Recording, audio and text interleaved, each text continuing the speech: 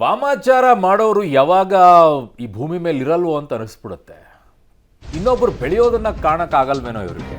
ಚಿಕ್ಕಮಂಗ್ಳೂರಲ್ಲೊಬ್ಬರ ವಾಮಾಚಾರದ PDO ಜಿಲ್ಲಾ panchayat CEO taluk panchayat ಸಿಇಒಗೆ ದೂರನ್ನು ನೀಡಿದ್ದಕ್ಕೆ ವಾಮಾಚಾರದ ಬೆದರಿಕೆಯನ್ನ ಹಾಕಿದ್ದಾರೆ. ಗ್ರಾಮ ಪಂಚಾಯತಿ ಸದಸ್ಯನ ವಿರುದ್ಧ ಈಗ ವಾಮಾಚಾರದ ಬೆದರಿಕೆ ಕೇಳಿ ಬರ್ತಾ ಇದೆ. ಏನಪ್ಪ, ಕಂಡವ್ರ ಮನೆಯನ್ನು ಹಾಳು ಮಾಡುವಂಥ ವಿಚಾರದಲ್ಲೇ ಬಹಳಷ್ಟು ಜನ ಇರ್ತಾರೆ. ರಕ್ತದಲ್ಲೇ ಮುಳುಗಿರುವಂಥ ಕಾಳಿ ಫೋಟೋವನ್ನು ಕಳುಹಿಸಿ ವಾಮಾಚಾರದ ಬೆದರಿಕೆಯನ್ನು ಹಾಕಿದ್ದಾರೆ. ಹಾಲಿ ಸದಸ್ಯ ವೇಣುಗೋಪಾಲ್, ಮಾಜಿ ಸದಸ್ಯ ದೇವರಾಜ್ ಎಂಬುವರಿಗೆ ವಾಮಾಚಾರದ ಬೆದರಿಕೆ ಹಾಕಿರೋದು. ತೇಗೂರು ಪಿಡಿಒ ಲಕ್ಷ್ಮಣ್ ಎಂಬುವರ ಮೇಲೆ ಈಗ ಈ ಆರೋಪ ಕೇಳಿ ಬರ್ತಾ ಇದೆ. ಸೊ ಕಳಿಸ್ಕೊಟ್ಟಿರೋದು ಅವರೇ ಅನ್ನುವಂಥದ್ದು ಪ್ರೂವ್ ಆದರೆ ಅವ್ರನ್ನ ಯಾಕೆ ಇಟ್ಕೋಬೇಕು ಈ ರೀತಿಯಾಗಿ? ಇಂಥವುಗಳಿಗೆಲ್ಲ ಆಸ್ಪದವನ್ನು ಕೊಡಬಾರ್ದು.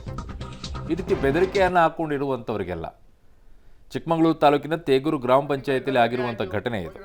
ಆದರೆ ಇಂದಿನ ಗೋಪಾಲರಾಜು ಸದಸ್ಯರು ತೇಗೂರು ಗ್ರಾಮ ಪಂಚಾಯತಿ ಆದ ನಾನು ತೇಗೂರು ಗ್ರಾಮ ಪಂಚಾಯತಿಯ ಹಣ ದುರುಪಯೋಗದ ಬಗ್ಗೆ, ಈ ಸ್ವತ್ತು ಅಕ್ರಮದ ಬಗ್ಗೆ ಪಂಚಾಯತಿ ಪಿಡಿಒ ಮೇಲೆ ಈ ಮುಖ್ಯ ಕಾರ್ಯನಿರ್ವಹಣಾಧಿಕಾರಿಗಳು, ಜಿಲ್ಲಾ ಪಂಚಾಯತಿ ಮತ್ತು ಜಿಲ್ಲಾ ಉಸ್ತುವಾರಿ ಸಚಿವರಿಗೆ ಲಿಖಿತವಾಗಿ ದೂರನ್ನು ನೀಡಿರುತ್ತೇನೆ. ಈ ದೂರಿನ ಅನ್ವಯ ಮುಖ್ಯ ಕಾರ್ಯನಿರ್ವಹಣಾಧಿಕಾರಿಗಳು ತಾಲೂಕ್ ಪಂಚಾಯತಿ ಕಾರ್ಯನಿರ್ವಹಣಾಧಿಕಾರಿಗಳಿಗೆ ಆದೇಶವನ್ನು ಮಾಡಿ ಪಂಚಾಯಿತಿಯ ತನಿಖೆಯನ್ನು ಮಾಡಿ ವರದಿ ನೀಡಲು ಸೂಚಿಸಿರುತ್ತಾರೆ. ಆದರೆ ಅಂದಿನಿಂದ ತನಿಖೆಗೆ